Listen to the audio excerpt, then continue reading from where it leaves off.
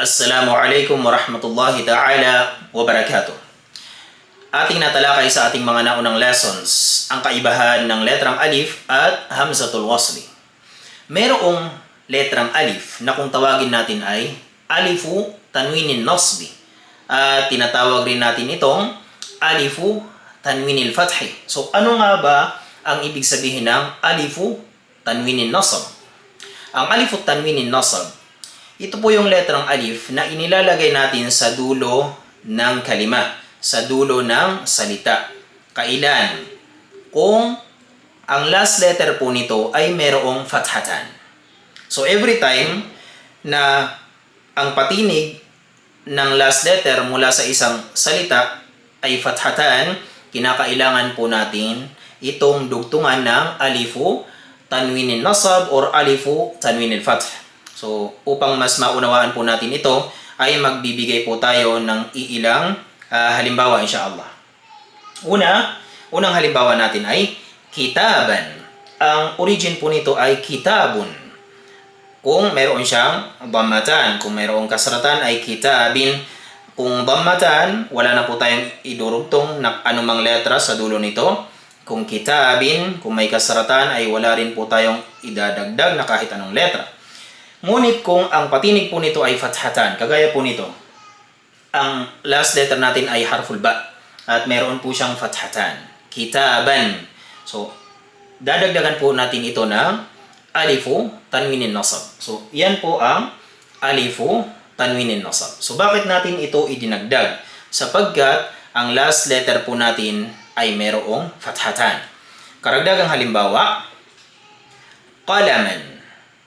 So, ang last letter natin, which is yung harful mim, merong fathatan. So, kinakailangan natin magdugtong o magdagdag ng alifu tanwinin nasab. Pangatlong halimbawa, juz'an. So, ang last letter natin ay hamzatul qat'i na merong fathatan. So, dadagdagan po natin ito sa dulo ng alifu tanwinin nasab.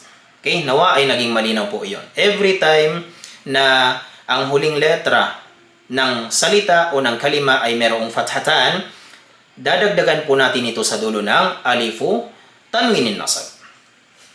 Ngunit merong mga sitwasyon na kahit ang huling letra ng salita ay may fathatan, kahit ang last letter niya ay mayroong patinig na fathatan, hindi na po tayo magdadagdag pa ng alifu tanwinin nasab.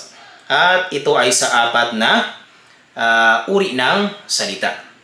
Unang uri ng salita, idha kanatil kalimatu muntahiyatan bita'i ta'nithil marbuta. Kung ang last letter ng salita ay nagtatapos sa ta al-marbuta o tinatawag din natin itong ta'u ta'nith al-marbuta.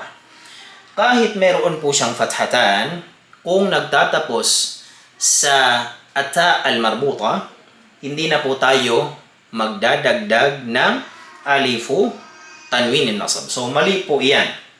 Kinakailangan na alisin natin ang alifu tanwinin nasab at ito po ang kanyang tamang pagkasulat. Sayyaratan.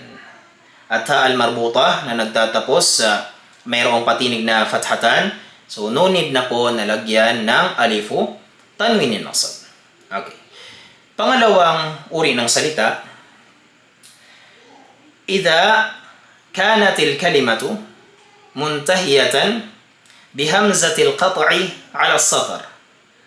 إذا كانت الكلمة منتهية بهمزة القطع على السطر وجاءت قبلها ألف أو وما قبلها ألف.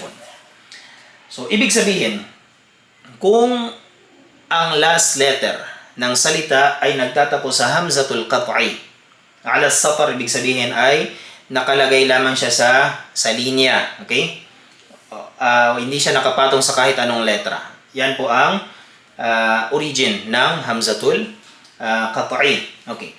Kung ang last letter ng salita ay hamzatul qat'i at mayroon po siyang fathatan, no need na po na maglagay ng alifu tanwinin nasab sapagkat sa wikang Arabic hindi po pwedeng ilagay ang hamza sa pagitan ng dalawang alif kung ito ay nakalagay sa dulo. Pwede pong ilagay ang hamzatul qat'i sa pagitan ng dalawang alif kung nakalagay po sa gitna ng salita. Ibig sabihin kung mayroon pa pong sumunod sa kanyang ibang letra. Pero kung yung last letter natin ay hamzatul qat'i ala satar at fathatan ang kanyang patinig at sumunod po siya sa letrang alif, ay hindi na po pwedeng dagdagan pa sa dulo ng alifu tanwinin nasab. So mali po iyan. Ang tamang pagkasulat ay ganito. Naam, ma'an. So ang hamzatul qat'i natin ay nakalagay sa dulo at meron siyang fathatan. Ang kanyang sinundang letra ay letrang alif. So hindi na po pwedeng dagdagan pa ng alifu tanwinin nasab. So yan po ang pangalawang sitwasyon. Pangatlong sitwasyon. إذا كانت الكلمة منتهية بهمزة القطع على الألف وجاء قبلها حرف مفتوح. Ibig sabihin, kung yung last letter natin ay hamzatul qat'i sa itaas ng letrang alif. So yan po ay nabaan. Meron po yung fathatan. Ngunit hindi po siya nakikita, yung pangalawang fatha, yung alamatu at tanwin. Hindi po siya nakikita dito sa presentation natin. So, ang pagkabigas po nito ay nabaan. Okay? Nabaan. Ang last letter niya ay hamzatul qat'i na sa itaas ng letrang alif. Tapos, meron siyang fathatan. Ang nauna sa kanyang letra, which is harful ba, ay maftuh. Okay? Merong patinig na fatha. So, no need na po nalagyan sa dulo ng alifu tanwinin nasab. So, ang tamang pagkasulat ng nabaan ay ganito. Naam. So, last harf natin ay hamzatul qat'i fawqa al-alif na mayroong fathatan. Ang kanyang sinundan ay letra na may fatha. No need na po dagdagan ng alifu tanwinin nasab sa dulo. Panghuli, إذا كانت الكلمة منتهية بالألف المقصورة.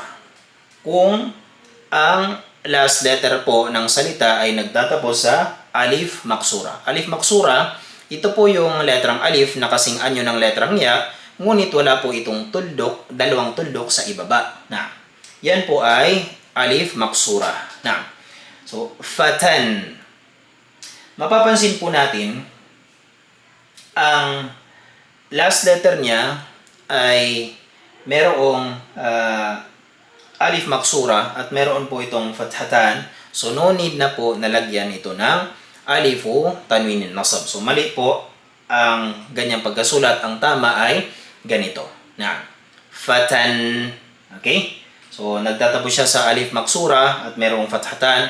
So, no need na po nalagyan ng alifu tanwinin nasab. So, nawa ay naging malinaw po sa inyo ano ang ibig sabihin ng alifu tanwinin nasab, kailan natin ito idudugtong sa dulo ng salita at kailan naman natin ito hindi isusulat.